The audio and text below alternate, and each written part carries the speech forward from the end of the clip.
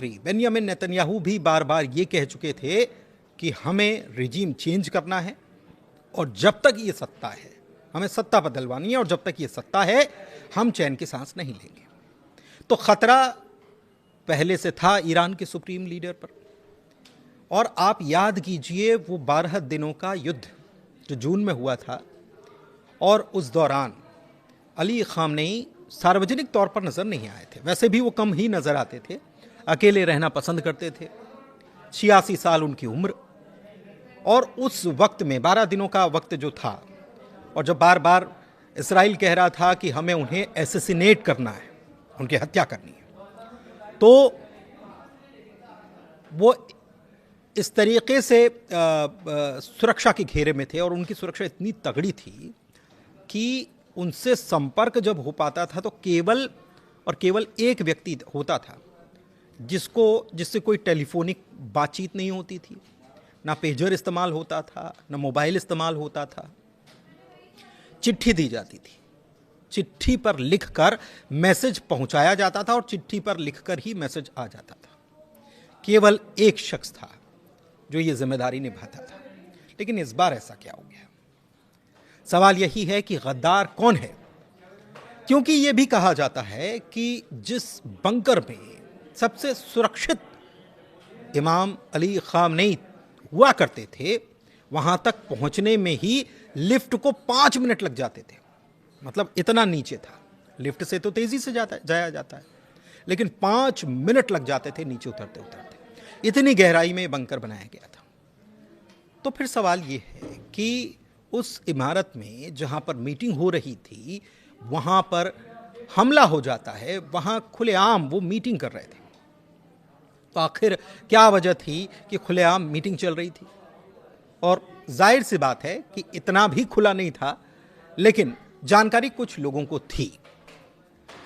बीच में यह खबर हमने आपको बताई थी कि ईरान में CIA और मोसाद के खिलाफ एक बड़ा ऑपरेशन चलाया गया और उसमें मोसाद के जासूसों और CIA के जासूसों को चुन चुन कर पकड़ा गया।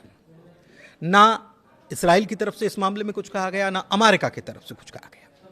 लेकिन एक खबर यह निकलकर सामने आ रही है कि ये जो मोसाद और CIA के खिलाफ ये जो ऑपरेशन चलाया गया था, इसके लिए एक यूनिट का गठन हुआ, टीम का गठन हुआ।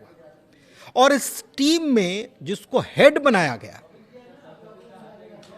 और जो लोग उनको सौंपे गए एग्जीक्यूशन के लिए, एग्जीक्यूट करने के लिए, वो भी मोसाद के एजेंट निकले। और ये दावा हम नहीं कर रहे हैं, इसराइल के पूर्व प्रेसिडेंट की तरफ से ये दावा किया जा रहा है।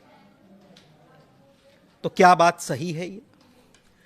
लेकिन ये बात तो तय है कि CIA पूरी तरीके से निगरानी कर रहा था, मैपिंग कर रहा था। और इस बात का एक प्रकार से आप ये समझिए कि इशारा एक नहीं कई बार डोनाल्ड ट्रंप दे चुके हैं। डोनाल्ड ट्रंप ने यह कहा था कि अगर मैं ईरान का सुप्रीम लीडर होता तो एक ही जगह पर कई रातें नहीं बिताता। तो क्या यह समय का इंतजार किया गया? जानकारी यह भी है कि अमूमन तो रात को वहां पर हमले होते हैं, लेकिन सुबह सवेरे हमला करना ईरान के स्थानीय समय के अनुसार 9 बजे के आसपास।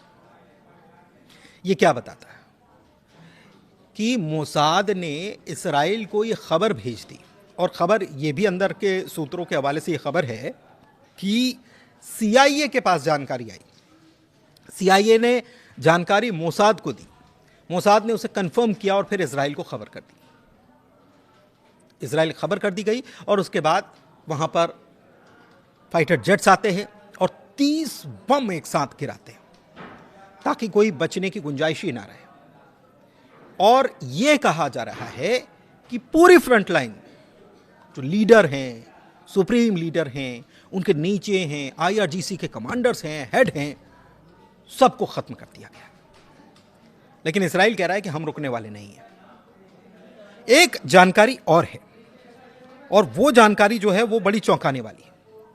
दरअसल शनिवार का जो दिन था वो यहूदियों के लिए आराम का दिन होता है।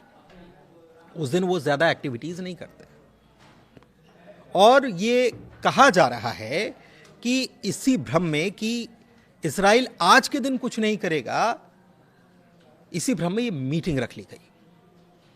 और मीटिंग जब रखी गई तो इजराइल ने उसी दिन वो कर दिया। लेकिन क्या ये वाकई में सच है?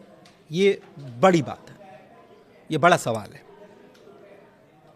इजराइल के चैनल 12 ने सीनियर सैन्य अधिकारियों के हवाले से भी बता दिया कि खामनेई साहब की बॉडी जो है मलबे में मिल गई है। ईरान के सरकारी टीवी जो हैं वहाँ से खबर निकल कर आती है, न्यूज़ एंकर्स जो हैं गमगीन हैं। और न्यूज़ एंकर ही क्यों, पूरी दुनिया में जितने भी शिया समुदाय के लोग हैं अपने नेता, धार्मिक नेता के जाने से दुखी हैं, गमगीन हैं, गुस्से हैं, रो रहे हैं लोग।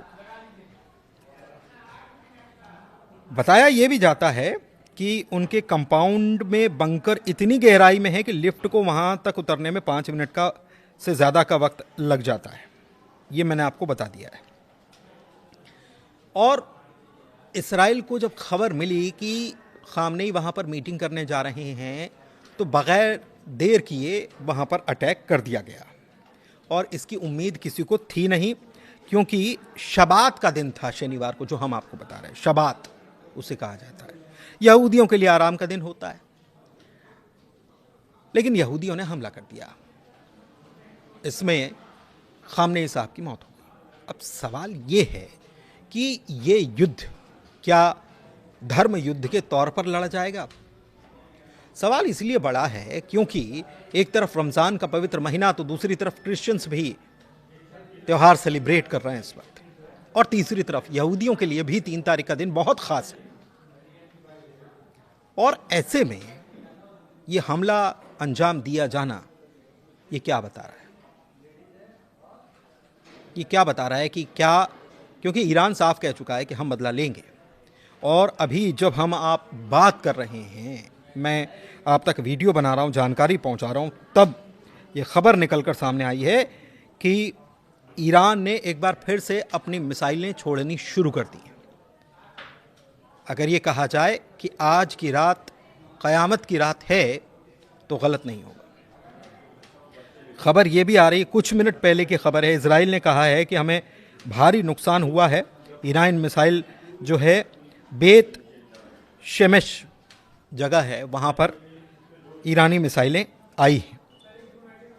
दुबई से भी खबरें आ रही हैं कि जहाँ पर मिसाइल और ड्रोन जो हैं ईरान की तरफ से लॉन्च किए गए, उन्हें इंटरसेप्ट किया गया, उसकी आसमानी तस्वीरें भी निकलकर सामने आ रही हैं। इधर एक ऑयल टैंकर जो है स्काईलाइट, उसमें मिसाइल दाग दी गई। होर्मुज़ में ये खड़ा हुआ था, ईरान की तरफ से मिसाइल दागी गई है। और नॉर्थ कोरिया ने हमले की निंदा की है, अमेरिका और इसराइल की इस कार्रवाई की निंदा की है और कहा है कि ईरान की एकता, अखंडता और उनकी क्षेत्रीय जो हक हुकूक है उसका वायलेशन ये किया गया है। और ईरान ने एक बार फिर से मिसाइल का एक बड़ी वेव जो है वो छोड़नी शुरू कर दी है। जब हम आप बात कर रहे हैं तो इसराइल में इस वक्त सायरन बज रहे हैं, वहाँ पर आयरन डोम एक्टिवेट हो चुका है ताकि मिसाइलों को इंटरसेप्ट किया जा सके। लेकिन ईरान कह रहा है कि हम मिसाइलें दागते रहेंगे। डोनाल्ड ट्रंप कह रहे हैं कि 7 दिन और 7 दिन से ज़्यादा का वक्त लगा तो भी हम हमले जारी रखेंगे। ईरान ने कहा है कि उसने फतह 2 मिसाइल जो है वो पहली बार इस्तेमाल की है मिलिट्री बेस पर अटैक करने के लिए। और साइप्रस के यूके मिलिट्री बेस जो है वहाँ पर भी ईरान ने मिसाइल लॉन्च की है। क्षेत्रीय स्थिरता को बनाए रखने की जिम्मेदारी क्या सिर्फ ईरान की है? सवाल ये ईरान ने उठाया था और कहा था कि अगर हम पर हमला होता है तो हम, ये वॉर जो है ये अमेरिका, इसराइल और ईरान के बीच नहीं होगा, बल्कि ये रीजनल वॉर में तब्दील हो सकता है। और आप देखिए कि पूरी दुनिया से खबर आ रही है कि लोग, शिया समुदाय के लोग गुस्से में हैं, मातम मना रहे हैं रमज़ान के पवित्र महीने में। फ़िलहाल अपडेट यहीं तक। हमने आपको बताया कि गद्दारी किसने कहाँ कैसे की, जो खबरें निकल कर आ रही हैं और ख़बरें निकल कर आएंगी, बताएंगे आपको। फ़िलहाल मुझे दीजिए इजाज़त। शुक्रिया।